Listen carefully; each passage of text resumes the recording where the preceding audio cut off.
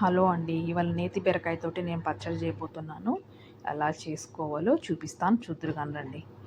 ముందుగా 4 table spoons నువ్వులు తీసుకొని, ఒక కడాయి పెట్టుకొని, అందులో ఈ నువ్వులు వేసి దోరగా వేయించుకోవాలండి. వేయించుకుని నువ్వు పక్కన పెట్టుకొని, అదే బాండీలో కొంచెం ఆయిల్ వేసుకొని, ఆయిల్ హీట్ అయిన తర్వాత మనం ముందుగా కట్ చేసి పెట్టుకున్నాం కదండి, పచ్చిమిర్చి, టమాటా, బీరకాయ, ఈ బీరకాయ ముక్కలు ఇవన్నీ వేసి అందులోనే కొంచెం పసుపు, ఎక్కువ అవసరం లేదు, కొంచెం పసుపు వేయించుకొని హైలో అండి, హై ఫ్లేమ్లో వేయించుకోవాలి. స్లోలో పెట్టామనుకోండి వాటర్ ఎక్కువ వచ్చేస్తాయి, టేస్ట్ అంత బాగుండదు అనమాట. అందుకని నేను హైలో పెట్టి వేయిస్తున్నాను.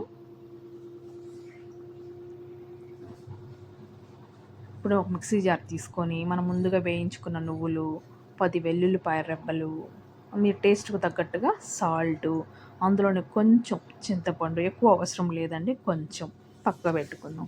ఇప్పుడు చూసారు కదా, ఈ విధంగా వేగుతూ ఉన్నాయన్నమాట. ఎంతో టైం పట్టదండి ఇవన్నీ వేగడానికి.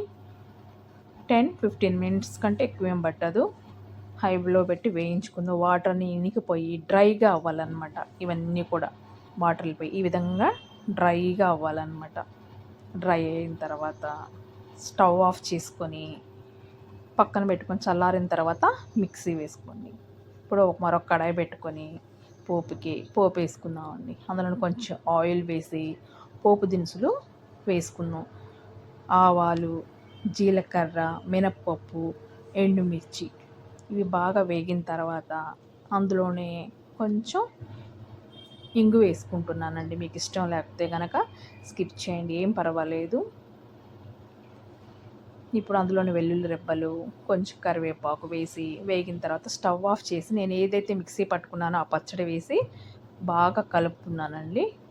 ఈ విధంగా మీరు కూడా తప్పకుండా ట్రై చేయండి, చాలా రుచిగా ఉంటుంది.